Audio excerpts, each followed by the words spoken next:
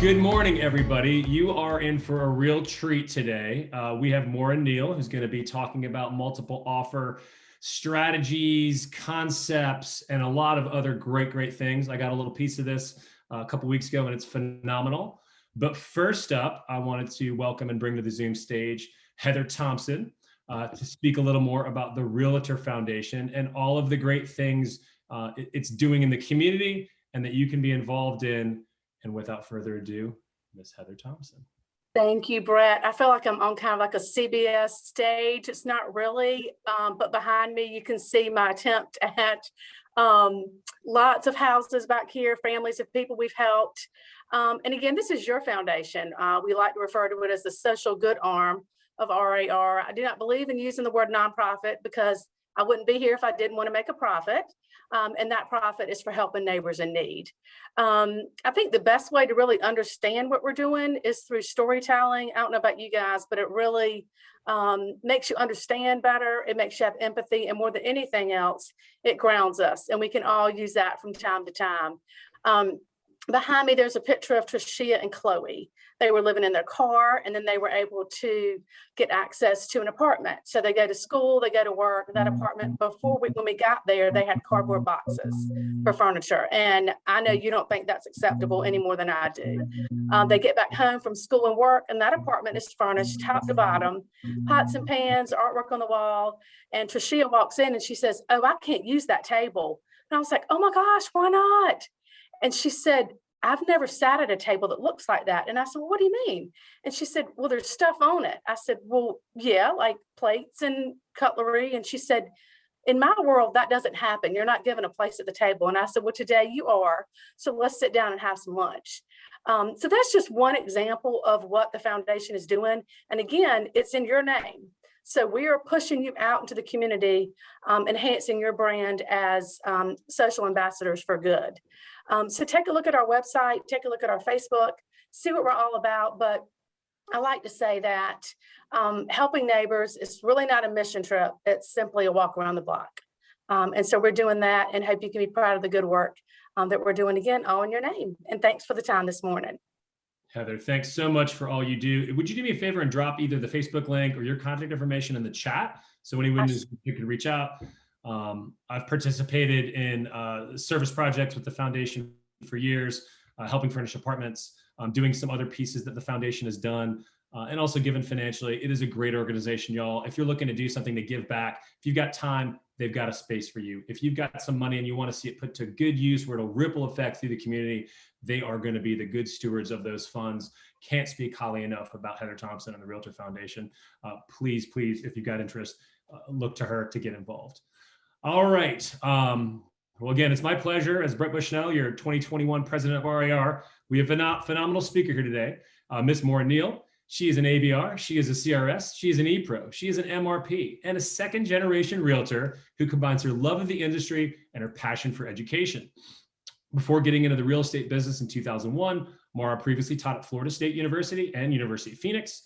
She's an active agent with RE/MAX around Atlanta, leading her team and representing buyers and sellers on a day-to-day basis, and considers education, both clients and other real estate agents, an important part of her role as a realtor. Maura is a national real estate speaker and instructor, as well as a sought-after speaker for leadership training.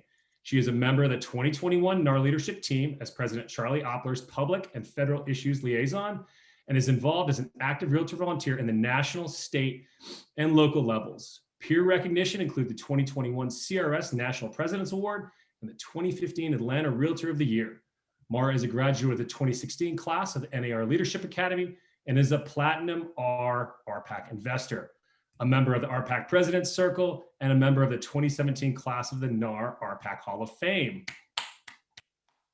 A lover of all things Atlanta, Maura lives in Sandy Springs, Georgia with her husband, Ben, and their beagles, Charlie, Jarvis, and God, I got this one, BB.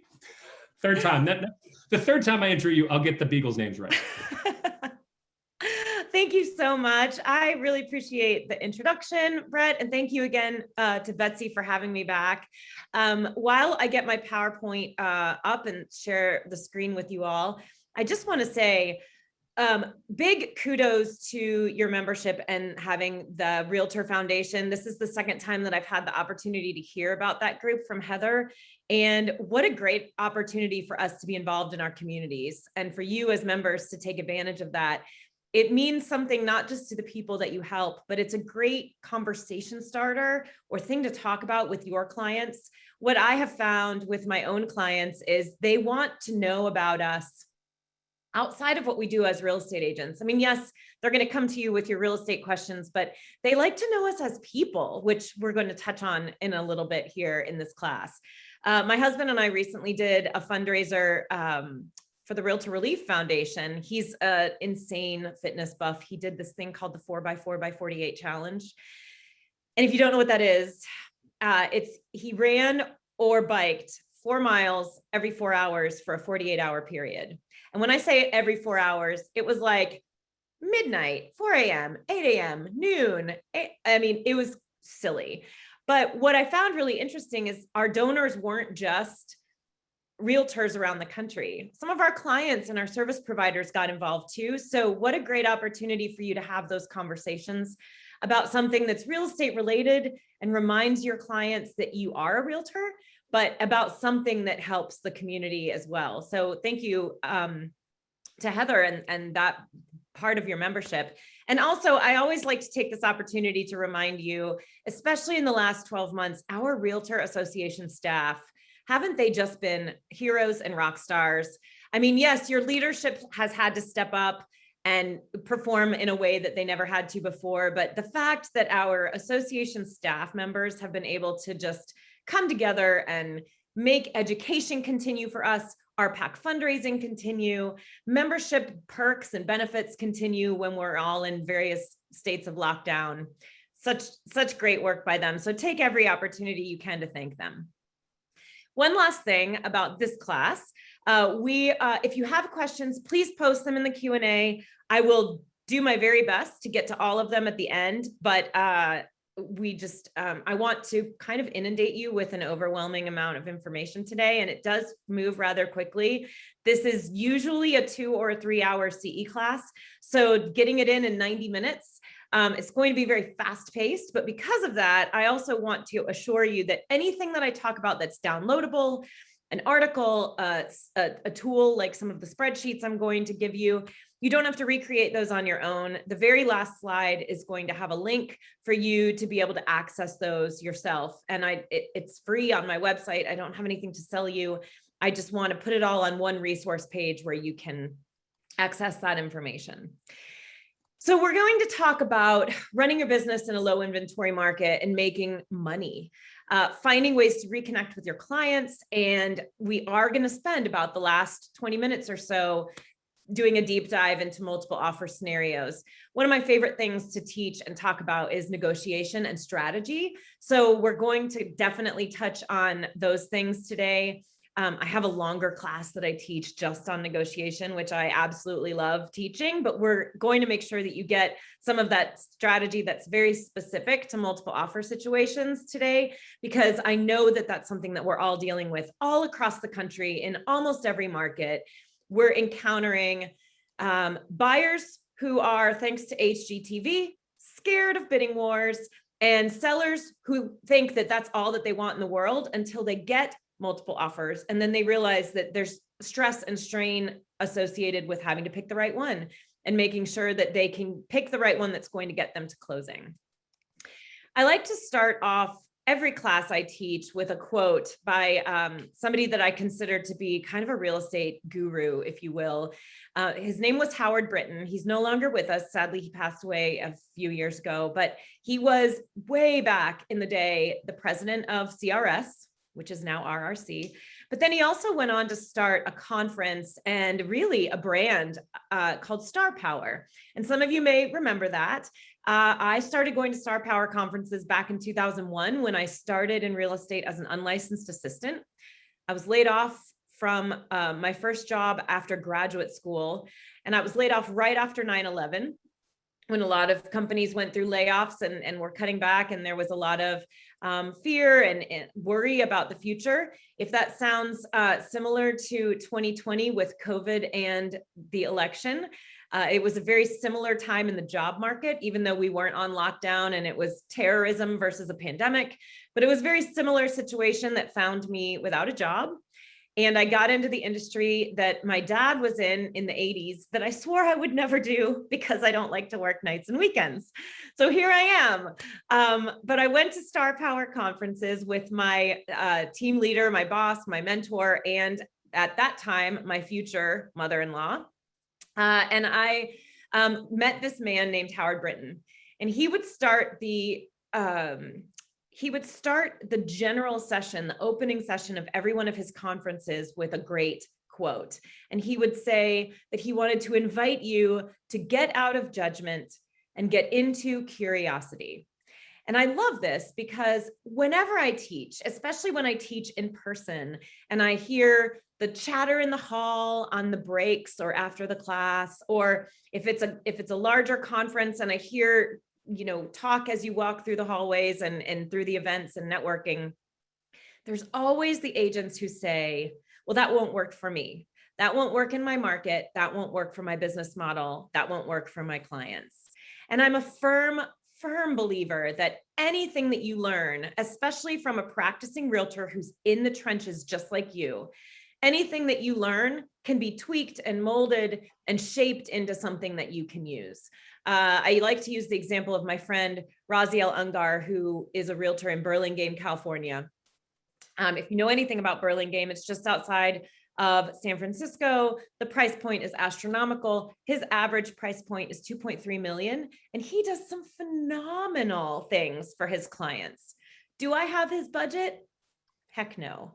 But can I tweak what he does? Can I learn from what he does? And can I make it work for my budget, my market, and my clients? Absolutely. It just takes a little bit of creativity. So there's while there's no silver bullet to help us do more business in any market, but especially when we're all in low inventory situation and we're kind of fighting for clients, fighting for listings, and fighting to get our buyers to closing. There's no silver bullet, and it's not Alice in Wonderland. We don't, eat the magic cookie and everything just changes right before our eyes. But with a little work and a little creativity and a little effort, anything that you hear about today can definitely work for you and your market. So let's talk about what a low inventory market means. So what do consumers think it means? Well, it depends on who they are and how well-versed they are in being able to disseminate national news from what's happening in their local market, but also how well able they are to take what they see on reality TV and realize that that's not really real life. And that doesn't end up being all of our clients a lot of the time. What they see on HGTV can harm their real estate experience in a lot of ways. I think of house hunters, the C3 homes and pick one. That might work. Some of our clients have bought the first home they looked at. But as you know, right now, they might not get one of the first 3 homes they make an offer on. They also see scary things about bidding wars because a lot of the reality real estate shows are filmed in markets like those in California, where they're seeing, oh, we put $40,000 into the house, but we got $100,000 over asking. Not realistic in every market. I just saw one of my friends in Silicon Valley sold one of her listings for $400,000 over asking. Is that realistic? No, that's crazy. And I don't want to work in that market. I'd like her paycheck, but I don't want to have to deal with what she deals with. So consumers think that low inventory means very different things than what we know in real life. The other side of the coin is every seller thinks they want multiple offers. In fact, we get that question a lot when we walk into listing appointments, and they don't understand until they live it, that when you have 20 offers on the table and 10 of them are really, really similar, like down to a fractional difference in price or terms, there's a lot of stress that goes into picking the right one. And a really great realtor can help take that stress off both their buyers and their sellers with some really great strategy. But one way that we can do a better job for consumers in general is finding a better way to talk about what this kind of market means. And on the flip side, because real estate is a cycle, what does it mean when we go through that balanced market period and the scales tip again into a buyer's market? Because we know that will happen eventually. First, we need to be able to talk about what it means when supply is lower than demand. Right now, of course, it's simplifying it into high school economics, right? It's being able to simplify our conversation, stop using words like phrases like absorption rate and housing inventory. Even days on market is confusing, because a consumer might see a Facebook ad that says 1 day on the market, but then they say, well, but why is the sign still in the yard 35 days later? So we need to find a better way to communicate and get out of realtor speak. The way we talk to each other is not necessarily the way we should talk to consumers. So really using kind of a high school economics approach. A seller's market, or at least the seller's market that we're in right now, means that supply is lower than demand. However, unlike a lot of markets in sales in general, right now, we see that seller and buyer confidence is high. And why is that? Well, sellers, of course, their confidence is high because they only have to endure a day or 2 or 3 of showings. Most of them are getting more than one offer. Even if you're only getting one offer, it's usually at or above asking price. But why is buyer confidence high, even with the buyers who are losing out on offers that they're making? Look at the interest rates. Money is cheap and buyers want to buy. If money was more expensive, sellers may still be getting multiple offers. They'd be getting a lesser volume, but buyer confidence would not be as high, and many more buyers would be leaving the purchasing market. Especially if you listen to Lawrence Yun, who's our NAR chief economist. The reason that buyers keep trying over and over is that the Fed is smart enough to know, despite the change in administration, despite some of the economic uncertainty that still exists due to COVID, buyer confidence is still high. Buyers still want to buy because money is cheap. And thankfully, the Fed has announced no new plans to raise interest rates. Yes, we had a bump up about 10 days ago, but it was minor, and it will self-correct, and we'll continue to see those 1/8 and 1/4 point adjustments up and down. Those are normal in any market. But what we're hearing from the Fed is they don't anticipate any major interest rate changes. And why is that? They know that housing drives the economy. The economy is still uncertain. With the vaccine, things are starting to open back up. Does that mean we're going to see more homes come on the market? Perhaps, but with supply still being low, again, due to probably the perfect storm of the election year and COVID hitting at basically the same time, creating economic uncertainty across the country. Also, COVID created some supply chain issues, interruption in the supply chain, and labor as well as supplies are more expensive. I saw on Facebook last week a builder, a realtor colleague who is also a builder, posted a meme that plywood has gone up 294% per sheet since 12 months ago. So if you think that the new construction going up in price is only due to demand, it's not. It's also due to the building material cost. Think about that too from your investor standpoint. Investors that flip homes, or investors that like to do renovations, even for the purpose of long-term rental, or even your contractors who are having to charge your clients now more for renovations, even if they want to stay in the house. This is all leading to these inventory issues that we're having. So we have to start to explain it to sellers and to buyers and consumers who are thinking about jumping into the real estate market in ways that are a little more easy to understand. Stop talking about absorption rate unless you're prepared to define it, and start talking about the cost of materials, low inventory due to sellers not wanting to sell in an uncertain election year. And now, why do they still not want to sell? Because they're afraid they're going to be homeless. They might have to move into an Airbnb or an extended stay hotel because they may not be able to get a contract on their home, go out and find the next home they're going to buy, and do a one-stop move, do a door-to-door move. But all of those magical properties come together to create what we would consider a strong seller's market, but also kind of an inconvenient market right now for consumers as well as realtors.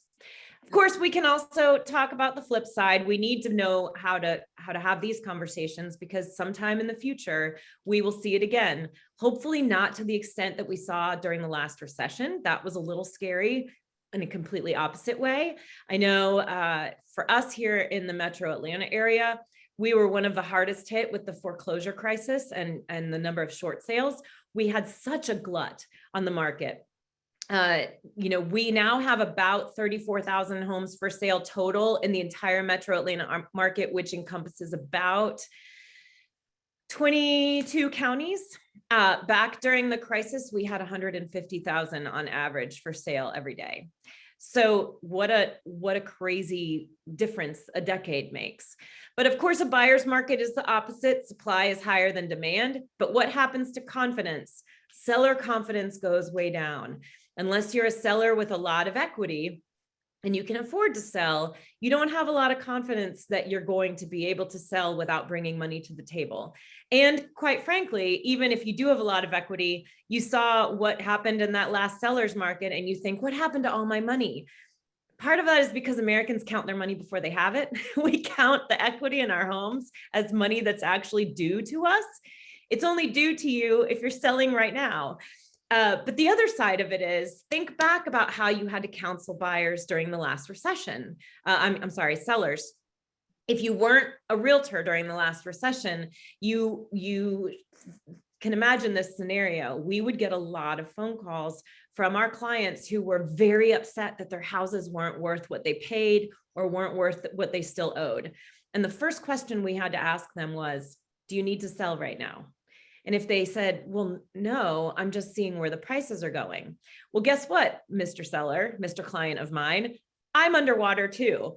And it's just because that's the nature of investment, right? Think about the stock market. So if you don't have to sell right now, good news, you didn't lose any money because the money was never there to begin with. So we have to keep our clients who aren't thinking about selling buoyed in a buyer's market. Doesn't matter to them what prices are doing right now.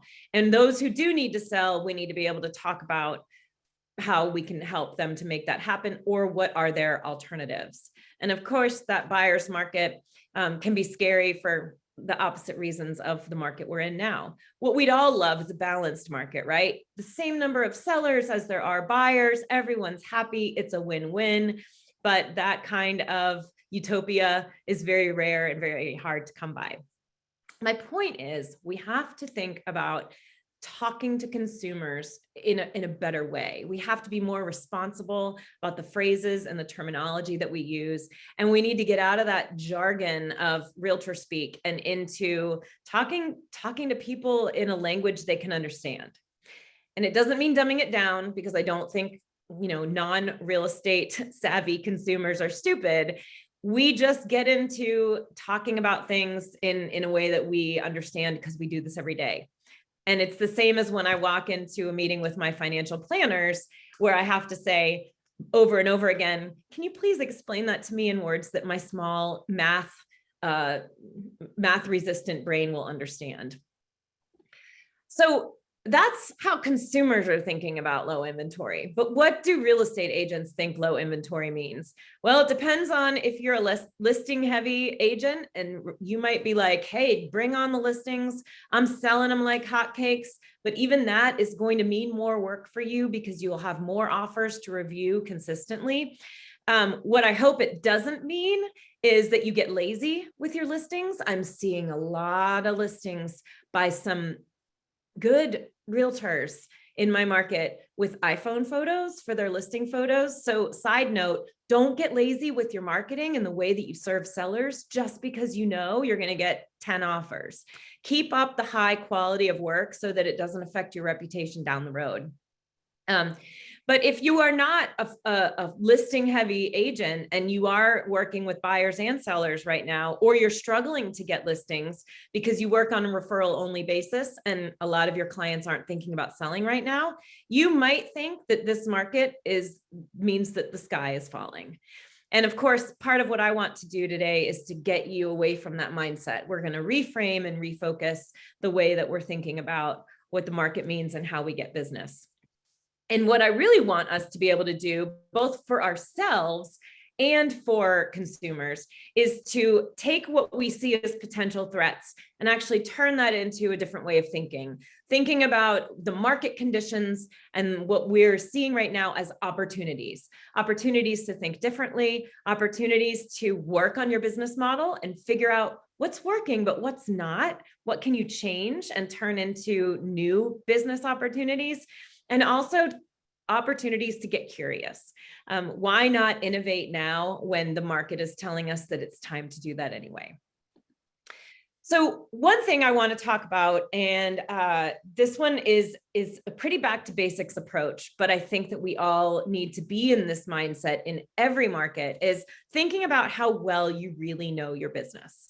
And that comes down to tracking. So the next two slides are spreadsheets that you can download and tweak and change and use however you want to on, it'll be on that website that I told you about. But I had a couple of realtors reach out to me. I taught this class for the New Jersey realtors a couple of weeks ago, and they had a whopping 700 people from the state on that call, which was pretty amazing considering, you know, it wasn't for CE and it's a Zoom and nobody wants to sit on Zoom for, 2.5 hours and talk about tracking your business. And I talk about this heavily when I teach business planning, which is usually something that I teach in the fall.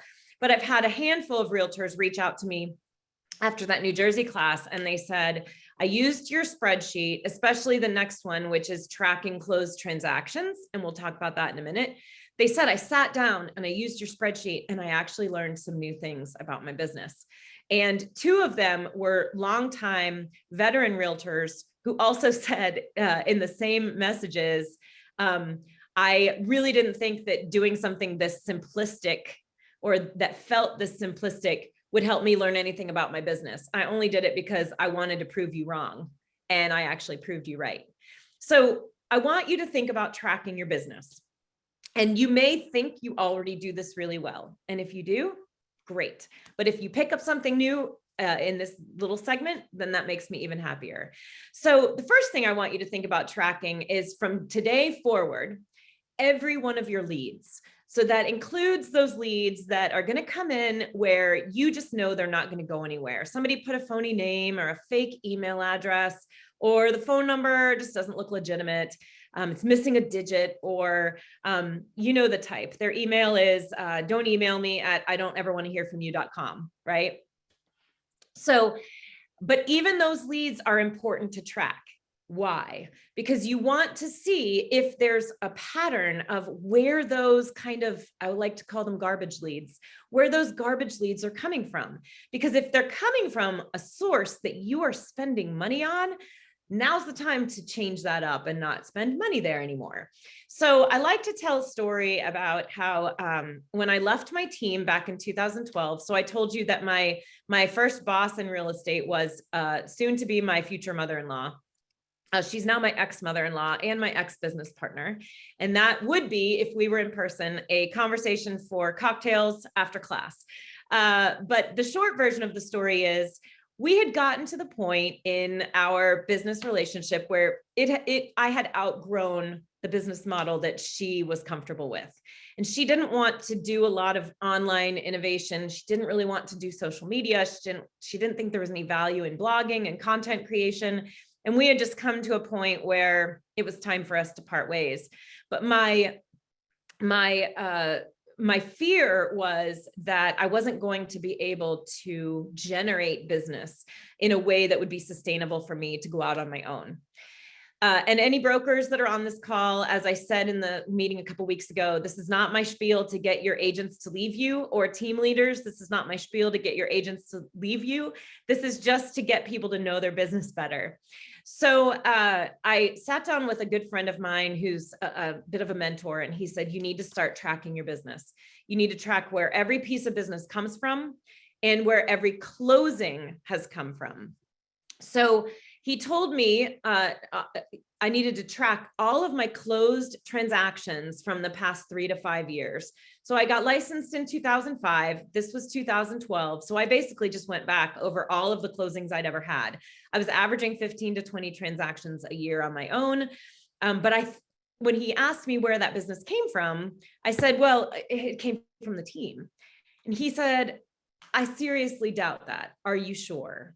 So when I actually went back and I tracked for every single closed transaction, what type of client they were. So were they a first-time home buyer? Were they a first-time seller? Were they upsizing? Were they downsizing? Were they urban? Were they suburban?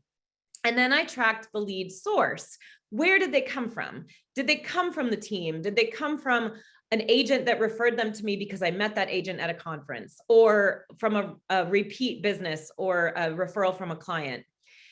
What I found was that over the 4 or 5 previous years, my first 2 years, I did get a lot of business from the team, but the next 4 or 5 years, I was averaging only 3 or 4 transactions out of those 15 to 20 from the team. All of the rest I was generating on my own. That was important for me to know, because that gave me the confidence in my ability to go out on my own. What it can give you, if you're not in that kind of position, so again, not trying to convince agents to move on, but if you're just thinking to yourself, where do I need to be spending my time, my energy, and my money potentially? Look over the last several years. So if you're a veteran agent, go back 3 or 4 or 5 years. If you're a newer agent, just look at every closing that you've had and see where they're coming from. Are they coming from referrals from past clients? If not, and that's one of your goals, start thinking about ways you can take care of those clients better. And I'm going to give you some ideas in a little bit. If they're coming from a paid source like Zillow or Yelp or Realtor.com, that might be an indicator to you that you could up your advertising budget just a little if you're getting high quality leads from them. And similarly, when you look at what type of client you are generating the most, that can help you with content creation, whether it's for your social media or for your website. I'm a big fan of blogging, although I know that was quite a buzzword a decade or a little more ago, and now it's become kind of passé. But don't think about it that way, because consumers want to still get high quality information from you. So if the word blog leaves a bad taste in your mouth, just think about it as content creation. And I definitely invite you to go to our website, which I'll post in the chat at the end. It's buysellliveatlanta.com. We are constantly tweaking our content, adding content, removing content that's outdated, but making sure that our website is a wealth of knowledge for today's consumer. And speaking of my previous team, that was another place where we butted heads. We butted heads about putting information and content online. She was afraid that if we were telling sellers about staging and pricing and the steps to selling your home, that they would just go out and become for sale by owners. But I like to use the analogy of a plumber might put a video on YouTube showing you how to replace your garbage disposal. But that doesn't tell me that I need to go to Home Depot and buy a garbage disposal and install it myself. I've cleaned out a clogged one and it's disgusting, and I don't really want to deal with that anymore. What that says to me is that that plumber understands social media and understands marketing and is putting content out there because they feel comfortable knowing that I'm going to look at that. I'm going to say, I don't want to do that myself, but I think I'm going to hire that guy. It's a way to create trust and credibility with consumers. So put information out, content creation, which we'll touch on a little bit more shortly. But going back to tracking your leads, this is what you can't really go back in time and do unless you've kept really great notes about not just your transactions, but every client that didn't end up closing. So this is something I would ask you to do from today forward, including those Mickey Mouse leads, those don't email me at pleaseleavemealone.com people. Because what I think you can gain from this is, for example, if you are giving money to Zillow or Realtor.com and you are like, oh, I'm breaking even, or, every once in a while I get a good lead from them, you need to know exactly what you're getting from them and how many of them are leads that turn into business, but also how hard do you have to work for them? How long do you have to incubate that client? And the story I like to tell is I was walking into a meeting several years ago. This was only about 6 months after I left my team and went out on my own. And I saw an email come through. My phone rang, they left a voicemail. And then I saw an email come through from my contact me on my website. And it was a buyer claiming that he and his wife were coming to Atlanta. They wanted to look at some homes and they wanted to spend between $1 million and $1.5 million. Now that is not my price point. And so of course I was excited, but skeptical because that's how my brain works. And I immediately forwarded it to my husband, who's my business partner, and said, can you please reach out to this person? I don't think it's real. There's no way it can be real. They say they found me on Yelp. And so I didn't remember having a Yelp profile, but apparently I went to a conference. Brian Copeland, who's a great friend of mine out of Nashville, some of you may know him, said, everybody needs to be on Yelp. Realtors need to be on Yelp. So I had started a Yelp profile and promptly forgotten. I had one review that I didn't even know about, and I had one picture of myself and contact information. But this buyer had found me there. And what I learned through working with this $1 million buyer, who actually turned into a $3.5 million buyer because they ended up buying land and building, was that my money would be much better spent on Yelp. Advertising through Yelp. I was spending about $300 a month on a Zillow Premier Agent profile. And I'm not here to dog on Zillow because I know some agents that I very much respect who really do phenomenal amount of business from their Zillow strategy. But I was giving money. I was trying to work those leads. They weren't a high percentage of leads that got to closing. Most of them didn't call me back, didn't email back. But what I have found was taking that money that I was spending on Zillow, moving it into Yelp. And then slowly over time, I've grown my advertising budget on Yelp. My leads that come from Yelp have a much higher probability of closing. They are a much higher price point. So my average price point is around $475,000, but when they come from Yelp, they're about $550 to $850 average price point. They usually are only talking to one realtor, me, and they are ready to start now. They're ready to have a sign in their yard. They're ready to sign a buyer agency agreement, and they see us more as professionals. Those are the things that we've learned. So if I hadn't been tracking my leads and knowing where the Zillow leads were going, which was a lot of them would just fizzle out. And while we were in the black and I couldn't really justify not spending that money, we weren't in the red. It just wasn't super profitable. Yelp has become super profitable. And of the business we do that's not repeat and referral, so the completely new business that we do, about 75% of it for us comes from Yelp. And it's really good, high quality leads and great quality clients that get to closing. So track your business, track your leads, track your closings, because we want to know how many leads turn into phone calls and then how many of those phone calls turn into appointments, whether it's in person or via Zoom, which I highly recommend that you start, Zooming with clients, because it's a great way to get face-to-face and an opportunity that we were using Zoom and Skype pre-COVID, but what a great way to stay face-to-face, especially with our absentee clients who don't live here and we may never meet in person. And then how many leads turn into closed business? And how are you spending your money, and are you spending it in the best possible way? And if you need to remove some of the ways that you're spending money, this is a great way to make that decision, because it shows you beyond the shadow of a doubt that whether you're spending it in a way that's actually creating return.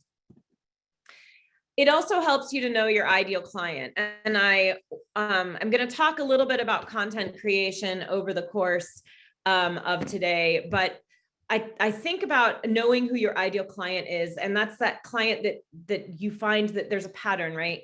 You might be surprised when you track your transactions to see that a high percentage of them are first-time buyers or first-time sellers. And all I think this really helps you to do is to focus your content. When you're creating content, whether it's on social media or it's on your website, blog, use that dirty word, or it's on your YouTube channel or wherever it is that you're putting content, it just helps you if you know, okay, a large percentage of my clients were first-time home buyers last year. Now you can create content that's specifically aimed at first-time home buyers. Does that mean that that downsizing seller, that empty nester, isn't going to call you? Of course not. No, it just means that you're focusing your content. It means that you are finding ways to talk about the questions that those types of clients would be asking you, and putting it out in a context where they can find it and you can build trust and credibility with them before you even know that they're looking at you. Because NAR did a great study with Google several years ago called the Digital House Hunt. And it really changed the way that my husband and I thought about the leads that we were seeing that were coming into our website, and they appeared to be real people. Maybe they would respond to us once or twice, but really they weren't super communicative with us yet. The 2016 NAR profile of home buyers and sellers said that the average consumer likes to stay anonymous or quiet online for about 2 months. But when they did this digital house hunt with Google, they actually found that it's closer to 24 months. So think about those opportunities. Anywhere from 2 to 24 months, buyers and sellers or consumers who are thinking about becoming buyers and sellers are stalking you online. They're looking at your website, your social media. They're trying to decide which agent they think they would want to work with, who they would have the most in common with, the most affinity with. And if you aren't providing content, they may stop coming back. So we're constantly trying to provide valuable content that's timely on our social media channels, but more so because we see more return on our website. And knowing who it is that you're talking to or having that consumer in your head helps to create that content. And for me, in my opinion, every buyer, if they haven't bought in the last 12 to 18 months, they're a first-time home buyer again. And we can make that argument about any market. We do this every day. Consumers do this every 3 to 5 years at most. So whether they've bought 10 houses or this is their first one, they really have a lot to learn about the process. They think they know everything. But unless they are an investor who's buying multiple properties a year, they really are back to the basics. And the same thing goes with sellers. So having that ideal client in mind helps you a lot to focus your marketing efforts. And we also need to be thinking in this market about attracting new leads. And I read a study that was sent to me about a year ago. Pew Research did a study about sales business, and it wasn't real estate specific, it was sales in general. And what they said was, basically, it boiled down to this: repeat and referral business is great, but you can't build a business on it. And a lot of realtors kind of cringe when they hear that, because we think, well, that's my goal, right? My goal is to work with people who already know, like, and trust me. So I want repeat business. I want referral business. But the findings of the study were that if your business is in growth mode, so in other words, if you're not close to retiring, if you're not thinking about sort of becoming one of those agents who doesn't want to work as much anymore, and you want to be really picky about who you work with, and you want to refer out the rest of the leads and collect a referral fee, that's great. You should be aiming for that repeat and referral business as your main source of income. But for the rest of us who are nowhere near retirement, and we want to consider our business to be in growth mode, in other words, we want to do more this year than we did last year. We might not want to work more, but we want to make more money and we want to close more deals. Maybe we're on a path to raising our average price point, but we want to do more business and make more money. We need to think about attracting new leads. And how do we do that in a low inventory market? We'll have some ideas for you. First, your past clients. Now, you might say to me, Maura, you just said repeat and referral business doesn't count. If you have lost touch with any of your past clients, and I know that you have, because we all do, because we're human, go back through your database, figure out which ones haven't moved. In other words, they didn't forget about you and hire another realtor. And I want to say, let's just all admit that happens to the best of us. But go back through your database and find out, who haven't you spoken to? Who have you not contacted? Who have you not touched in some way with a piece of mail, a birthday card, a phone call, a pop by, whatever it is that you do that you have success with. Reach back out to them somehow. Call them and wish them a happy birthday. Call them and wish them a happy unbirthday, to go back to my Alice in Wonderland reference from earlier. Call them and see if they've if they've had any new changes in their lives, if you're not connected with them in social media, maybe they've gotten married or divorced or had a kid or gone back to graduate school, or their children have graduated, find some kind of reason to reach out to them. That is rekindling a past relationship, but I would consider that new business, because if you've lost touch, chances are they have kind of forgotten about us, right? Second category, homeowners with equity. If you work a geographic farm, or you're considering starting some kind of a farm, but you want to be more targeted than just blanketing a neighborhood with just listed, just sold, or market stats, go through your tax records. And this was something that my friend Kristen Smith in Dallas, Texas taught me several years ago. When we were coming out of the recession, and a lot of our clients, like we talked about earlier, were afraid that they were underwater. Go back through your tax records and look for those people who bought the either when the market was low, so now you know they've got a ton of equity, but more importantly, they bought the last time the market was high. So 2004 to 2007 would be my target areas for Atlanta, because those are the people who were probably really worried when the market, when we did hit a recession. And those are also the people who, if they had to move when they were underwater, they became what I like to call accidental landlords. So they ended up, because they didn't want to do a short sale and they didn't want to bring money to the table, if they had the ability to rent out their home, in other words, if they weren't constrained by strict homeowners association rules, like we see in a lot of condos and townhomes here in the Atlanta area, they may have rented out their property and moved away. So look for people whose tax billing address is out of state, so they're receiving their tax bill somewhere else. Look for people, if you have the ability in your tax records, like we do, to find people who don't have homestead exemption, which means that they might own the property as an investment property. They may have been landlords on purpose, but they may have been landlords accidentally. And that there's a two-pronged approach to this, right? If they were landlords on purpose, they might be ready to sell and cash in on that equity while the market's high. And then maybe you can assist them with educating them about doing a 1031 tax-free exchange. Side note on that, there is a webinar today that I'm attending as part of NAR leadership about 1031 tax-free exchanges.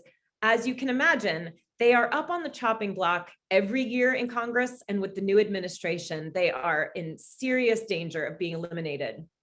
So now is the time, if you have those investor clients, or you find those investor clients and they don't want to pay capital gains taxes on a property that they haven't lived in for 2 of the last 5 years, figure out a way to talk to them about a 1031 tax-free exchange. If you're not familiar with what that is, you should reach out to your closing attorney, or I would be happy to refer you if you send me a message after the class. I have a great 1031 coordinator. So basically, when you do a 1031 tax-free exchange, you're taking the equity from one property, you're putting it into a new one. You have a limited amount of time to identify the new property.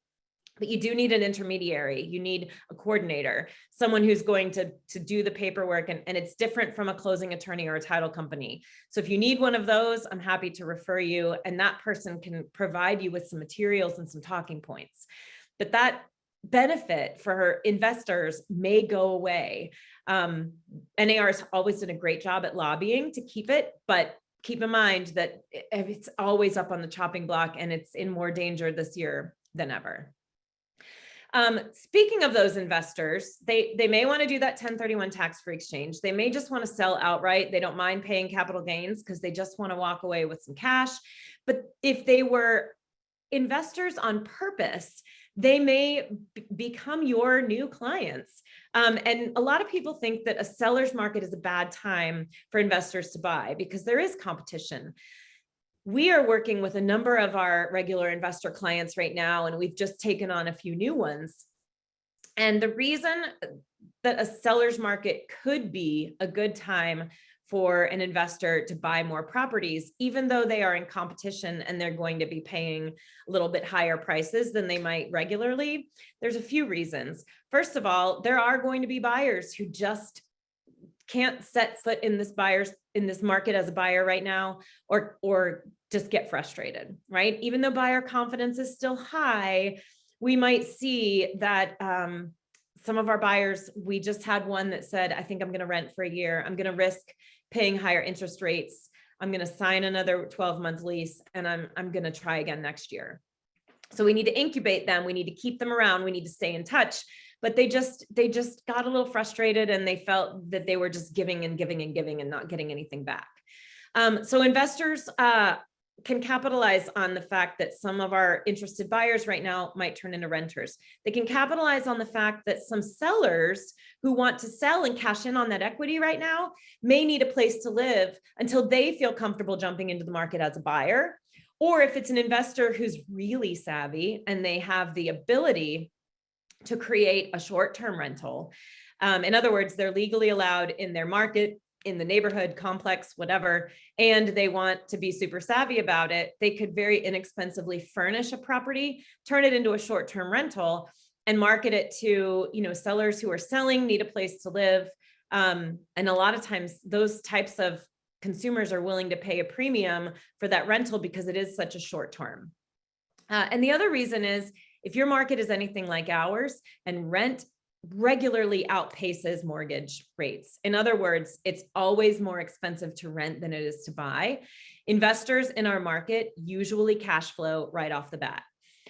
This requires you as their realtor to have an idea of what the rental market is like. So you not only have to be well-versed and be an expert in your sales market, but you also have to be looking at those rental statistics and rental numbers. I own a couple of rental properties in the Metro Atlanta area, and both of them instantly became cash flow properties, even though I bought at much higher interest rates than there are right now.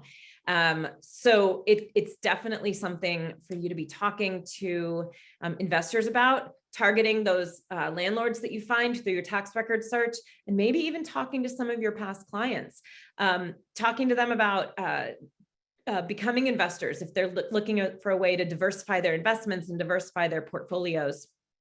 And then finally, of course, builders. If you have the ability to partner with small local builders, there's no better way to create inventory in a low inventory market than to actually create it and build it. My friend Brandy Pearl Thompson is great at this. She's in Chattanooga, and she actually got into about 18 or 24 months ago, buying lots that she knew were buildable but vacant, and partnering with builders to see who wanted to build a home on her empty lot, her developed lot, and then partnering with them and coming up with an agreement on how that would work from a pricing perspective and a profit perspective. But if you have that kind of ingenuity and your brain works that way, think about targeting those builders and seeing if you can come up with some kind of an agreement to make inventory creation work for you. But it's about refocusing and reframing the way that we think about business. And some of those ideas from this list might be ones that you think, oh my gosh, I never thought about that before. I need to start taking that approach. Maybe you'll send an invitation out to your entire past client list and say, I'm going to hold a seminar on Zoom about how to become a real estate investor. If you've been thinking about investing in real estate, becoming a landlord, whether it's long-term or short-term, and get that information out to your clients, be their resource, answer their questions, invite investors, regularly hold Facebook Live or Zoom meetings that gives you a reason when you reach out to these homeowners who have equity. Send them an invitation to your Zoom and let them Zoom in a very low obligation, low pressure, low stress way, and teach your clients about becoming an investor. And then also build trust and credibility with those people that you're reaching out to via your tax record search. I want to fly through this next section because I think that it's there's some gems in here, but I definitely want to leave the last 20 minutes or so to talk about multiple offers. So I want to talk a little bit about generating, incubating, and converting leads. And aren't those cute little chickens? So generating leads, I think anybody can do. Any brand new agent with a couple $100 can generate leads from any paid lead source, right? It's what you do with them once you have them. So we need to have a plan. We need to have a plan for not just how we're going to get leads, but what we're going to do with them. So of course, lead generation has to be a priority, regardless of what it is that you're doing. And you need to find something that works for you. I'm not a cold caller. I'm not a caller of expireds and FSBOs. I'm just uncomfortable and I don't like to get yelled at and I don't like to be told no. So I tend to yell back when people yell at me. So it's not the best way to build rapport. But we have to make it a priority. One thing my husband and I started doing, actually, ironically, pre-COVID, and I have an example under my desk. We started doing realtor pop buys, kind of as a nod to Brian Buffini's method. And regardless of how well planned it was, accidentally, our first one was last January, late January, early February, before anybody really heard of COVID or knew what it was. And we did this cute little pop by where we gave people, ironically, hand sanitizer, tissues, and disinfecting wipes. And it came in a little bag that we hung on our clients' front doors. And I'll knock on the door. If they're not home, I hang it on the front door. I take a picture of it and text it to them and say, left you a little something. Apparently we foreshadowed COVID, but our little note said the real estate market is healthy and we want you to stay that way too. So we started putting some time and some energy into doing pop buys just as a way to stay in front of our past clients. But we had to make it a priority because in my mind, it's something that I always wanted to do, but here I am 15 years in the business and I'd never done it before. We're delivering ones today. I wish I had my little card to show you, but it's a box of Peeps. And it's a cute little spring, like tin welcome sign with a butterfly on it. And it says welcome. And it's a couple seed packets. And it says, won't you tell your peeps about us? We love your referrals. In the fall, we did mason jars with some individually wrapped caramels and some popsicle sticks, and then little bags of peanuts and chocolate chips. And we called it the Make Your Own Caramel Apple Kit. You provide the apples. So we're trying to find things that keep us in front of our clients.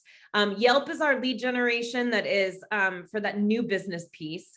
And I've started my tax record searches again, and I'm going to start sending out those letters again, but we make it a priority, right? It has to be part of your everyday. I also take about an hour every day and write handwritten notes. So it's to past clients, it's thanking agents for referrals. It's just a note if I see that someone had a baby or that got engaged or their daughter or their son is graduating.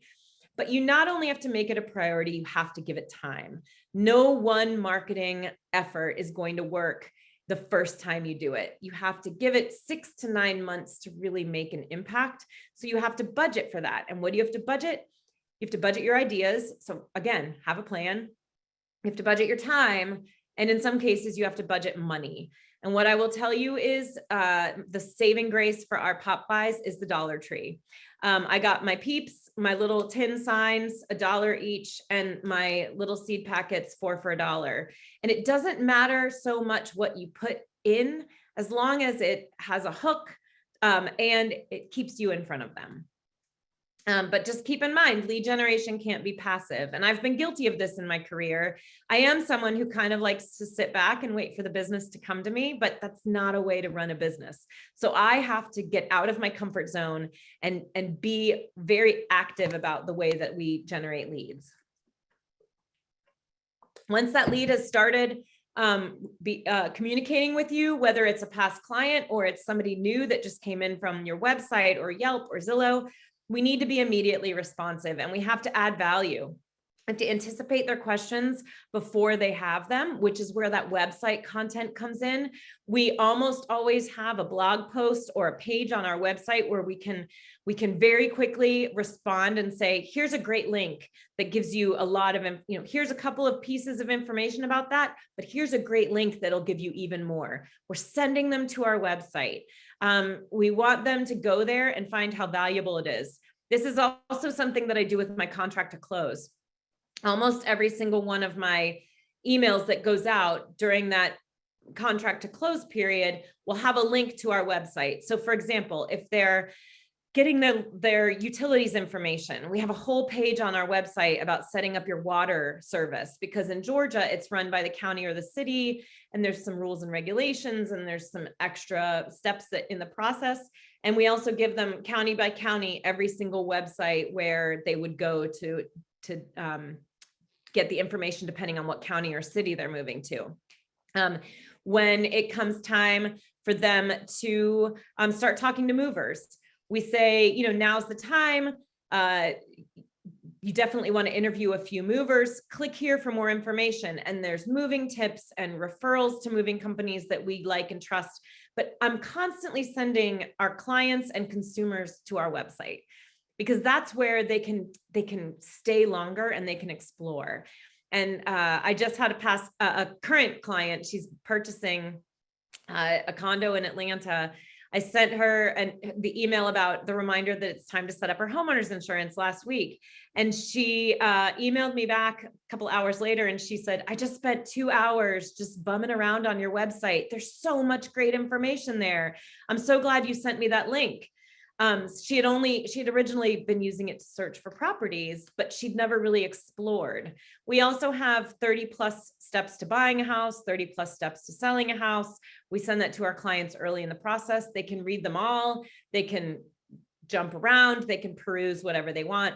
But again, it's about sending them to our site. And then we're also practicing active listening and asking open-ended questions. And when I teach my negotiation class, we go into this in great detail, the importance of active listening for information gathering and asking follow-up questions, because that's how we get more information from our clients. We want to be thinking about creating content. We want to be thinking about, if you use drip marketing, be careful, because consumers know when they're getting a form email. You and I know it. I unsubscribe from, I don't know how many emails daily and weekly. I don't want to feel like I'm just getting the same email that 500 of your other potential clients got. So when you're using a drip marketing campaign, make sure that every once in a while there's one that seems or sounds personal. And Lee Brown in Charlotte taught me a great trick several years ago. About every third or fourth drip marketing campaign, when she's incubating a buyer or a seller, just has a subject line that says, just checking in. And then in the body of the email, it will say, just wanted to check in with you. Make sure you're getting what you need from me. If there's any information I can provide, please let me know. And then she removes her regular email signature, and it just says, Lee Brown, sent from my iPhone. So what does that look like? It looks like she was literally thinking about that person that day, and she really quickly typed them personally a quick email saying, just wanted to check in with you. Are you getting everything you need from me? It doesn't look like drip email. It doesn't look like something that 500 other people are getting, even though they are. And then when we are at the point where we're converting them, so now they want to talk to us, that 2 to 24 month period has gone by. They no longer want to be anonymous. They're ready to buy. They're ready to sell. We want to look for ways that we can create affinity. What does that mean? It means that we have something in common with them, whether it's that you went to the same college or university or high school, or you like the same sports team, or you look on their social media and you find out that they love to read or they love to drink wine, or you look on their social media and you hit the jackpot, which is that you have mutual friends. And this is the big one. A lot of people don't lock down their social media as tightly as they should. Their privacy settings aren't on complete lockdown. So you can usually see on Facebook if you have mutual friends. And this comes in really handy because what you can do if that mutual friend is a past client, like, you know, if you look on Joe's Facebook page and you see that Joe is friends with Matt, that's a great opportunity for you to reach out to Matt and say, hey, it's been a while since we've talked. How are you doing? Your name popped up on my Facebook because I've been talking to Joe about buying a house. And I was wondering, you know, how do you know Joe? Because I see that you're Facebook friends. And if you have an opportunity, would you mind reaching out to him and letting him know that you had a great experience working with us as your realtor? Because you can tell somebody all day long that you're great at what you do. That's what we refer to as advertising. But it's even better when we get great PR, public relations, because that's when somebody else tells that person how great we are. And if PR will outweigh advertising every day of the week. We want to make sure that we're starting that conversation with them about the things we have in common. I love when I walk into a listing appointment and somebody asks me how my beagles are, because that means that they've been stalking me. They found something that they can talk about with me that's not real estate related. And we are almost always certain that we're going to get that listing when somebody starts a conversation with us about something personal. Get that appointment and then formalize the relationship. I'm going to harp on this a little bit, but get those buyer agency agreements signed. I'm going to talk about answering those objections when we get into multiple offers, but make sure that you're formalizing the relationship. You do it 100% of the time with a listing. You would never stick a sign in someone's yard and a lockbox on their house without having a listing agreement signed. And yet buyers are resistant and we let them be on the buyer's side. So we're going to touch on that. And then consistently review your action plans. If you were on, before we actually officially started the class, we were talking about, I said something about my contract to close checklist being more than 80 steps, and they are micro steps. It's, you know, every little thing that we do from contract to close, but every single time I didn't anticipate a consumer's need. If they ask me a question before I was prepared to give them the answer, or before I anticipated that they would ask, we add a new step, we add a new email, we add a new piece of communication. And that's really important, because what we want to do is we don't just want to have satisfied clients. We want to have ecstatic clients, raving fans. My other favorite class to teach is my Nordstrom customer service with style class. And I talk a lot about, satisfied clients don't leave us blazingly wonderful testimonials on our review sites. It's the ecstatic clients who do. We don't just want to meet their expectations, we want to exceed them. And we want them to be referring clients to us. And these numbers haven't changed from the 2016 profile to the 2018 to the 2020. 90% of consumers said they were satisfied with their realtor and would use or refer them, but only 10% do. And that's because we don't do a great job at follow-up. So we have to have diligent follow-up as part of our checklists. We have to have a post-closing plan. And you need to know, going back to tracking those transactions, how frequently are your clients moving? If it's every 5 years, you need to have a 5-year follow-up. If it's every 7, that's right, you gotta add 2 years.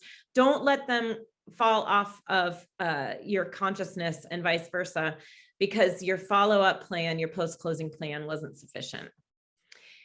All right, so let's talk multiple offers, because this is the fun part. We need to have a strategy, first of all. If you don't have a defined strategy for multiple offers, if you kind of just wing it, or if you are someone, and this isn't bad, it's just not the best. If you have one strategy for buyers and one strategy for sellers, we need to get out of the mindset that every buyer and every seller are the same, and that we can't be lazy in this market and just have a buyer strategy and a seller strategy. We need to know our clients well enough. And sometimes that means having difficult conversations. Another great phrase from my negotiation class. But the short lesson is we have to be comfortable asking clients questions that maybe they aren't expecting, or they're not the most comfortable having.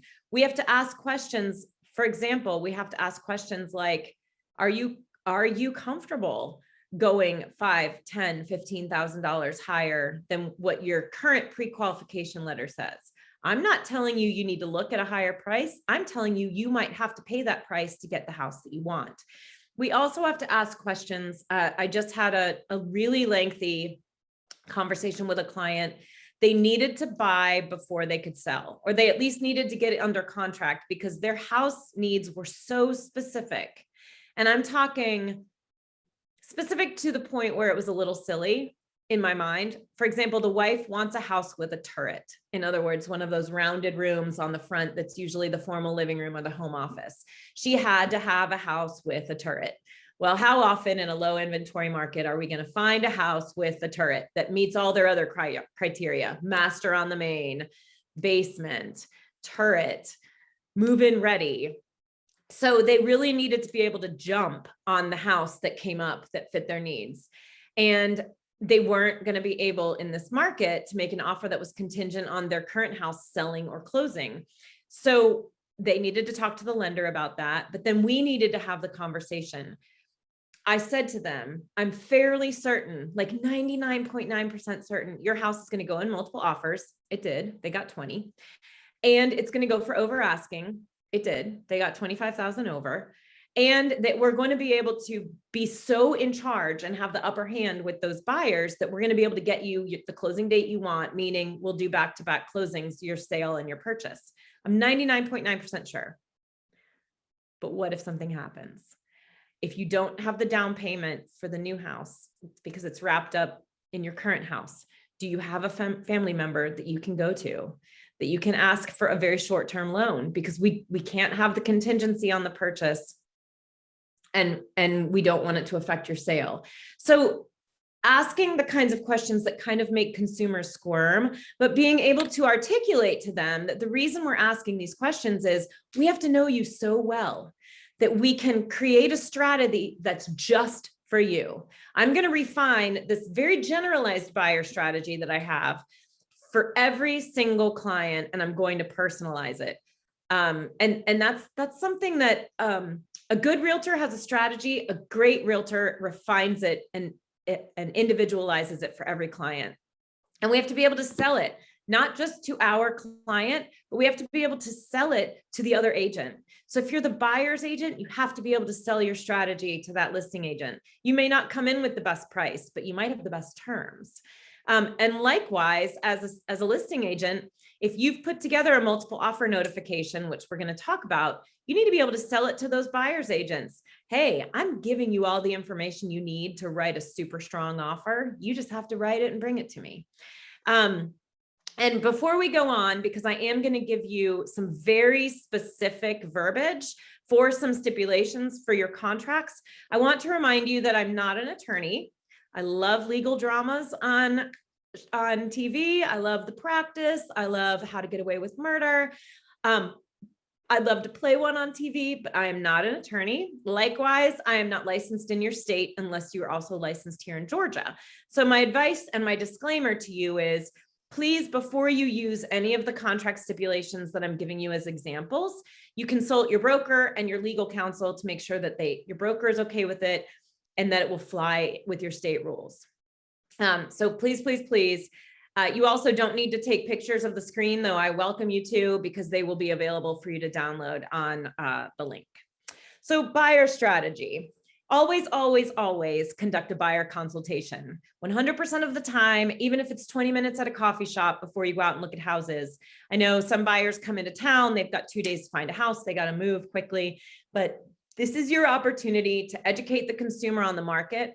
And we used to say realtors had to be hyper local because all real estate is local. In this market right now, I think you have to be micro local. It's not about knowing a school district or zip code or even a neighborhood. It could be about knowing a certain style of home within that neighborhood. So for example, if your client needs a ranch, you can't just talk to them about the neighborhood statistics because no appraiser is going to use 2-story comps to comp out a ranch. You have to be able to talk about the micro market for what that consumer is looking for. Talk about your experience with multiple offers. Talk about your success. your successes especially, but also talk about the ones that weren't successful and why. Those buyers who didn't listen to you and they thought they could get away with making an offer at list price and asking for $5,000 in closing costs when you knew there were already 10 other offers on the table because, oh, maybe they'll just really like us. No, doesn't work that way. Got to listen to the expert. Pull the comps and the data before showing. I try to get the disclosures before the showing. I pull line item comps. I keep them in Google Drive so that on the site at the house, not inside, because they're all listening to us with cameras these days, but while we're at the home or we're back in the car or we're standing down by the mailbox, we can talk about the offer that we think we might write on that house if your client's interested. And confirm availability again and again. I know when a new listing comes on the market, buyers and their agents are jumping all over them. But when I put a listing in on a Thursday and I get people who make appointments for Saturday or Sunday, I'm shocked that they're not calling me to ask, do you have multiple offers? You know, what has your seller authorized you to tell agents who are showing the home, or what is your deadline for highest and best? So just keep confirming, even if it's annoying the listing agent, because we all know that we get busy and the MLS is not always the first priority for us to update with information. Get that buyer agency agreement signed and know how to answer the objections of buyers. Use the analogy of the listing. If you were selling your home, Mr. Buyer, you wouldn't let me put a sign in the yard, a lockbox on the house, take pictures and put a price on it and stick it in the MLS without us having an agreement with all of those things, plus the start date and the end date. You just wouldn't allow it. So why are you going to let me show you homes? Why are you going to let me work with you without any sort of confidentiality and with no fiduciary duty to you? And once you start having those conversations, you can see that light bulb go on. They have that aha moment. Talk to the listing agent. Use your phone like a phone.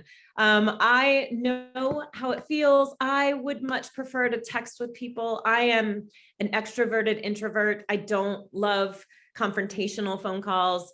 I would rather someone just answer my questions over text, but the phone is really the best way to build that rapport. This is your chance to ask that listing agent, what has their seller told them that they can tell you? And we're going to talk about that in a minute on our seller strategy. What terms would be most attractive to the seller because your buyer is really flexible on things like closing date, but get that information. Prepare the buyer for disappointment and prepare every buyer for this, because even if they put their best foot forward and they listen to everything you say, there's a chance they won't get that house. They might get outbid by that cash buyer or someone who just, you know, has better terms or was able to go higher in price or remove the appraisal contingency. But also those buyers that you suspect might not listen to you right out of the gate. Sometimes we all have to keep in mind that sometimes you have to lose to realize how badly you want to win. And this goes for those buyers who think they can make at-list price offers right now. And sometimes we have to write a couple of those dud offers, knowing they're not going to go anywhere because they need to learn that lesson for themselves. But most importantly, teach your buyer to think like a seller. So I'm going to go over what some of these things mean in just a moment. But escalation clause, you know, that means, you know, 1,000 over the next highest offer up to a certain point. If your buyer's creative or flexible with the closing date, let the seller choose the closing date. Shorten those contingency periods down just as short as you possibly can. If you work with a lender right now who will fully approve a buyer, meaning all they have to do is identify a property, send in a contract, then you can make that financing contingency maybe be 1 day or 0 days. Talk to your lenders about this. Then convince your buyers to do it so that the seller, it removes that one piece of uncertainty for the seller. Fewer concessions like home warranties and things that are just nickel and dimey to a seller. A higher level of earnest money, which you and I both know, if you are doing your job and you're protecting their earnest money, then it really doesn't matter how much they give, but a higher number has a psychological effect sometimes on a seller. And then this fun little magical thing called option money, which we have here in Georgia. This is the big one that you need to talk to your broker and your attorney about, and I'm going to explain it in just a minute. So escalation clause. This is that thing that started in California where you bid, you don't bid a specific number, you bid a certain amount over the next highest offer.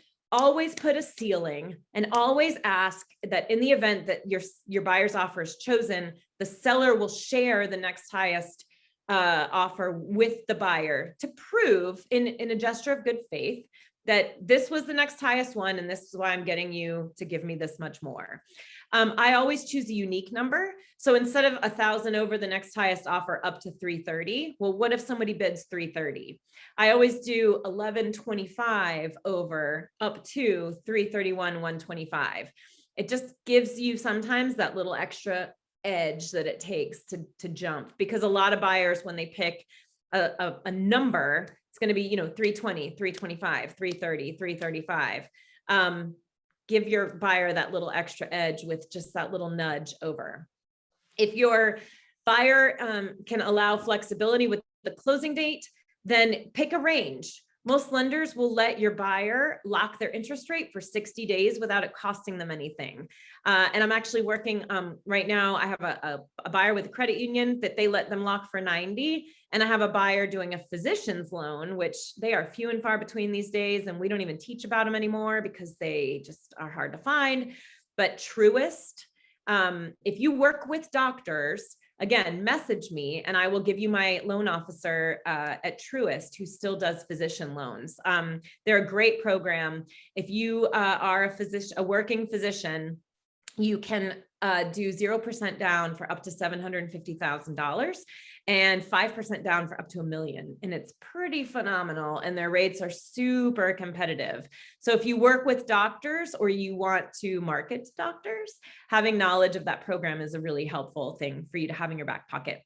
But give a date range based on how long your client can lock their loan. So we usually do a 30 to 60 day date range. So 30 days from the contract to 60. So our clients don't have to pay to extend their interest rate lock, and always have an if then statement. So in other words, the seller gets to name the closing date by the end of the inspection period. If they do not name it during that time, the buyer has an additional 2 days to choose the date and deliver it in writing to the seller. And skip option money for a minute and we're going to come back to it. And then appraisal contingency modification, if your buyer is comfortable with this. We are seeing a lot of appraisal contingencies get waived in our market right now.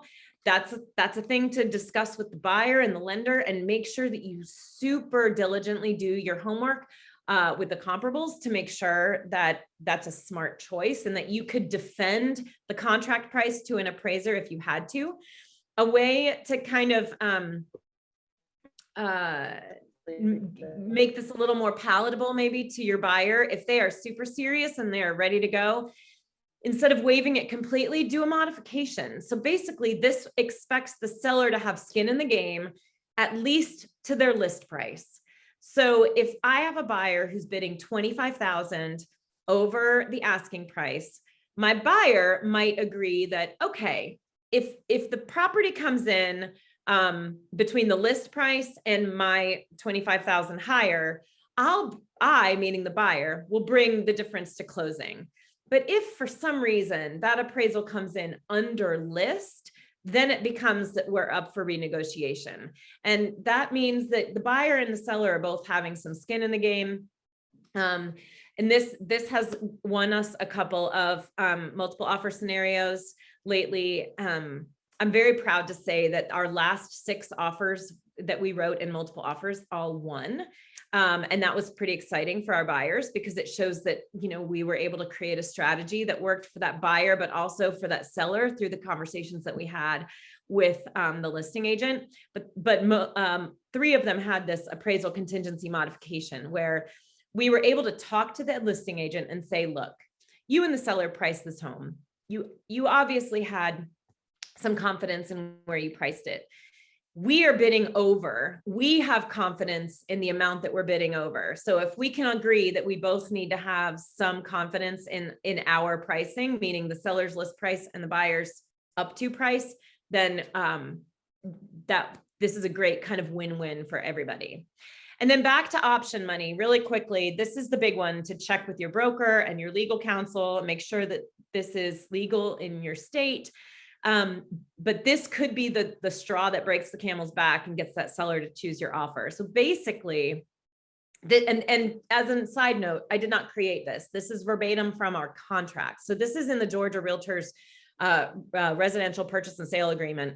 Basically, what you're doing is you're paying the seller to accept your offer. So buyer shall pay additional option money, which can also be referred to as non-refundable earnest money, in the amount of, let's say, $500 by wire transfer, no later than 3 days after the binding agreement date. This additional option money shall or shall not, and you choose when you write this, subject to lender approval, be applied toward the purchase price at closing and shall not be refunded to the buyer for any other reason if the closing fails. So in other words, if you check it shall be, then if your buyer gets all the way to closing, that $500 can be applied toward their down payment, their closing costs, or the purchase price. If they terminate for any reason between signing that contract with the seller and getting to closing, even if their other earnest money, their primary earnest money is refundable to them, this $500 or whatever this amount is goes to the seller, no matter what. Now, if you click shall not be applied, the seller just gets the money. The seller gets the money right off the bat. It's paid directly to the seller. They get $500 in their pocket for picking your client's offer, and then you move through the process. It is one that is hotly debated when I teach it in person. People raise their hands all over the place and tell me it's not legal, but it comes straight from our state contracts.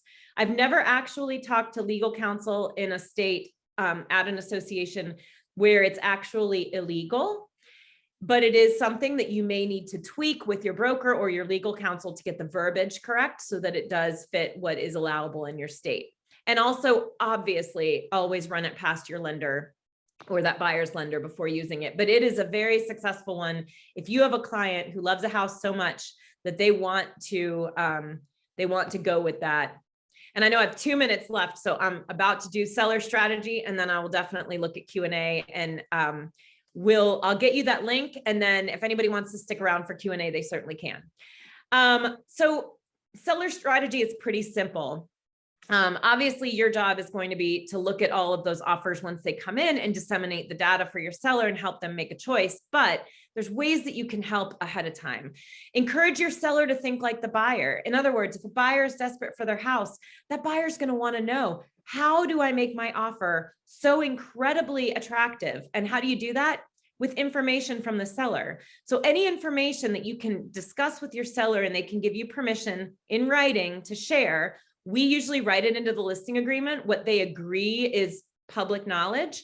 And that might include the closing attorney that you or they want to use, because they might be doing back-to-back closing. And you don't want to be driving all over town.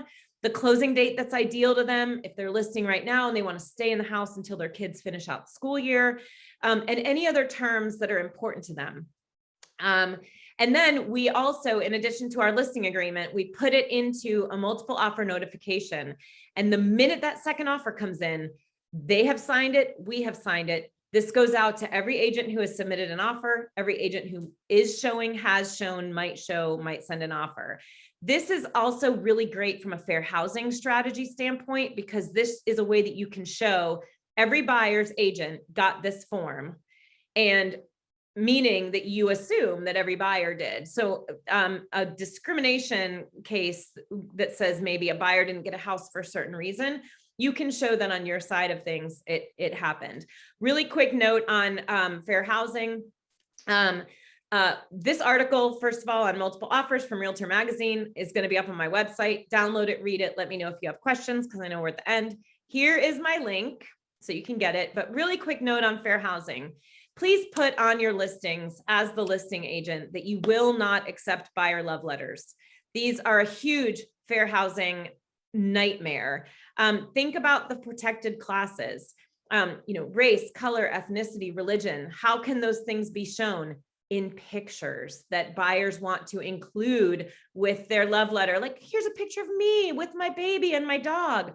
The only part of that that's not a fair housing violation is the picture of your dog.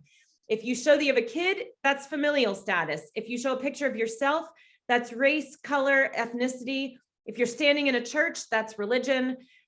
Please, please, please don't accept them. And if you are a buyer's agent and your buyer really wants to send one, edit it so carefully with them to take out all of those references, because you can't get in trouble for sending it, but the listing agent can, and the seller can potentially if it's perceived as a violation. So just don't do it. When you go to this link, really quickly, I'm opening up the chat right now. When you go to this link, just fair disclosure.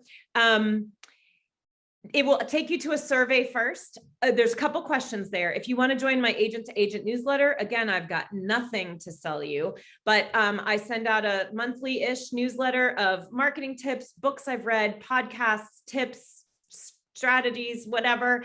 So please, just fill that out. You don't have to join it.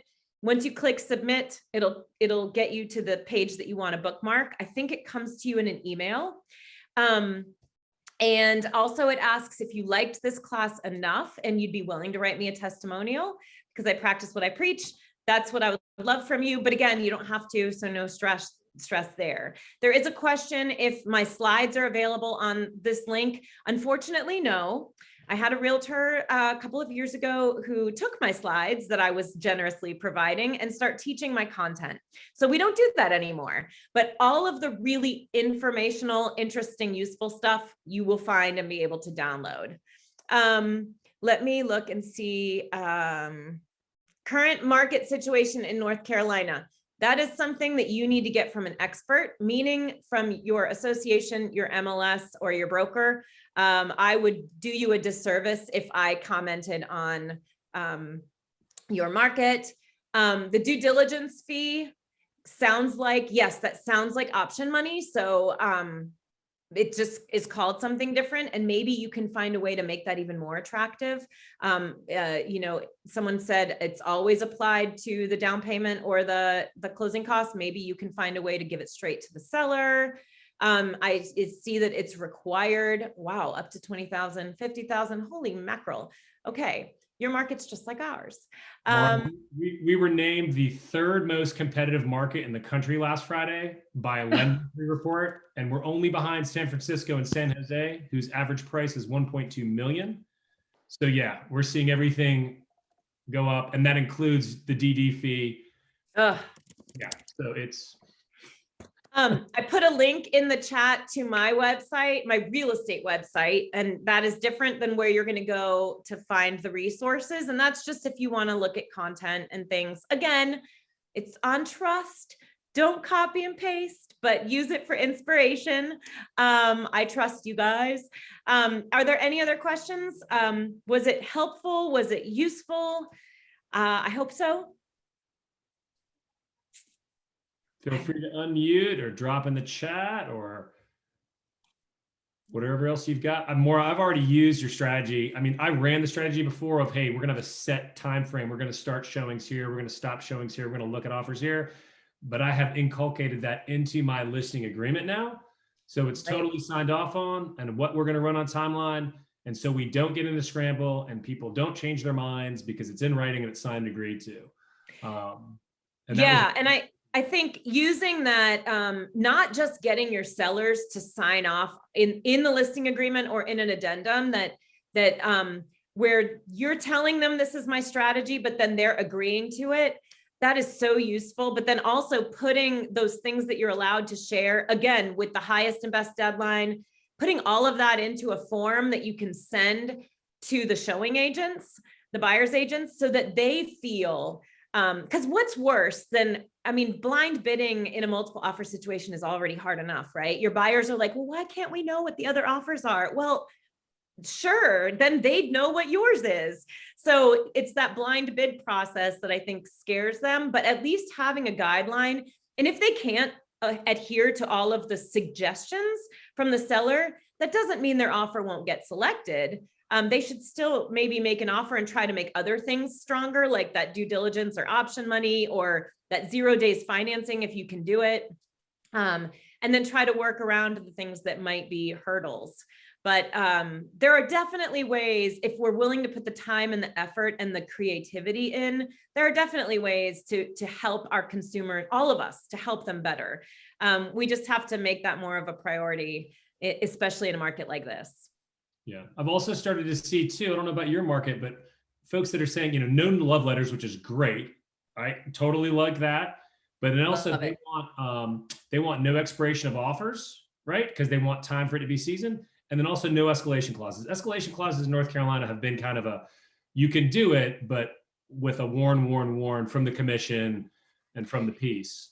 Yeah, I think you have to be, the biggest struggles twofold that I've seen with escalation clauses are, if you're dealing with an inexperienced agent on the other side, on the listing side, who doesn't understand it well enough to explain it to their client, right? And in that case, again, I've run into that where the agent's like, I just don't understand what this means. That's where that phone call is so important. There's a really great book by Chris Voss called Never Split the Difference, which some of you may have read. He is a former FBI hostage negotiator who teaches sales negotiation now. He has an amazing TED Talk. I'll write his name in the chat. But he talks about the fact that oh, thank you for that link. He talks about the fact that negotiation seems like a battle, but it's not. You shouldn't look at it like a battle or a war. It's really a fact-finding mission, just like hostage negotiation was, finding out what's important to the criminal, finding out what they want, what they need, what makes them comfortable.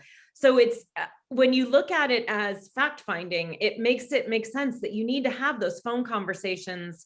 You need to have difficult conversations with your own clients, but then being able to get that listing agent on the phone, present the offer to them, make sure they know how to present it to the seller, make sure they don't miss something, like that seller gets to choose the closing date or the escalation clause. Or in our market, I have to explain option money, even though it's written right there in the contract, nobody uses it. So having to say, like, we're literally giving you $1,000. We're literally putting $1,000 in your pocket today because it's not going to be applied to the loan. So tell your seller that they just get to pocket $1,000 and go shopping. But being able to have those conversations. The other reason I think that it's challenging is if the buyer's agent writes it and they don't really know how, they haven't had it vetted by their broker or by legal counsel. They just have heard of other people doing it. And for example, they don't put a ceiling, or they don't ask for a copy of the next highest offer. And then that buyer might come back, 6 months down the road and be like, you let me overpay for this house, I'm suing you. So, I think we have to be careful. It's the same thing. I look at it in the same vein as, the new cooperation agreement with MLSs of, we shouldn't be doing pocket listings and coming soons that we're allowing to be shown and sold off market, because that seller is going to come back to you one day and they're going to say, my neighbor sold a week later and got 50,000 more than me. Why did you underprice my house? Well, it's because they didn't get market exposure, right? They could have gotten a bid that was 50,000 higher if they'd had the full exposure of the MLS. So it's problematic, but there's so many problems that we can have in our industry if we don't have the right strategy and the right education. Yeah. And I mean, it's a great piece with the escalation clause. Those are some of the things they always warn about, right? Is have a cap, have an expiration of whatever it may be too. So it's not just out there forever. Mm-hmm. And then the other piece too, is they're concerned with situations where someone else will be like, they've got an escalation clause, someone bring in a straw buyer to put a strong offer in to try to bump that up. And I mean, obviously that's fraudulent, but it gets difficult to try to say, what it was. Right. That's why I think some people are shying away from them. Also seeing a lot in this market too. I don't know if you guys are, like you said, the appraisal waiver up to an amount or the appraisal waiver in general, right? Like it's going to be, we're fine with paying this. And if they're cash and they have 20, 30, 40% down, I've also seen buyers saying we only plan to put 5 or 10% down, but here's a proof of funds that I've got 90K to cover difference. And then a lot of, we will not ask you for any repairs. I mean, the contract's written that way, but they're codifying it again, Absolutely. And their due diligence fee is non-refundable, but the plus money you bring up is a great piece we'd have to have it custom drafted. Again, everyone on this call, you cannot draft contract language unless you are a party to the contract. So make sure you get an attorney to review and bless whatever that may be that you want to add. Always. Yeah. Well, great ideas. Get the attorney's approval. And to go back to, you mentioned no expiration of the offer. One other thing we need to be doing about that is if you're writing, and I'm doing it, I'm writing these offers that don't have an expiration because we don't know, my sellers are committed in writing to the deadline for highest and best, but we don't know if everyone else's are just because they put it into the MLS or they call for it by a certain time. If you're writing offers with no deadline, when that buyer finds another house because their offer didn't get selected, do a formal withdrawal of offer form and send it to that agent, because what if that seller 3 weeks down the road signs your offer? And then what? Then all of a sudden, your buyer may be on the hook for something in that offer that you put in there to make it super. For example, this option money piece, if we put in an option money and we don't get chosen, we immediately have to withdraw that, because what if that seller signs that offer in a couple of weeks and they've already found something else and offered them option money? I'm going to start having to write some pretty big checks. So, and then one thing I learned about, and this was really interesting, I meant to talk about it and I know I'm over and I got to let you guys go, but South Carolina, I spoke for them earlier in the week, and they actually have, we don't have this here in Georgia, so you might, a formal offer rejection form that if you receive multiple offers, in order to show proof that you presented every offer to your seller, you have to do a formal offer rejection form back to that buyer. They don't require that the seller sign it because they've realized that they can't mandate what a consumer signs or doesn't sign, but the agent has to sign it. And that's part of their state real estate law. And I think that's I made a note. I'm drafting an email to our forms committee and asking them to create this in our next round of forms revision, because I think that's phenomenal that if you don't get an offer rejection form, you might be able to suspect that agent didn't present your offer. Yeah, you better have proof in writing that it went across in an email that you've saved. So if someone down the line tries to say, hey, you did something sneaky or wrong, or I saw that you did both sides of this transaction, which is legal here. We don't do it, but it is legal. And I actually like the idea of taking it a step further just for my personal business and having my seller sign every rejection form, just to say, we did see it and we didn't want to take it. Right. So someone said we do have that seller response to buyer offer, but it's not required. Yeah. So, I mean, we have it here if you want to reject a tenant, but we don't have it here if you want to reject a buyer. So I think it's a great practice. That's fantastic. Well, thank you so much again. Is there anyone else who's got a question, comment, etc.? Not seeing anyone, not seeing in the chat. All right. Well, it was such a pleasure. Thank you guys.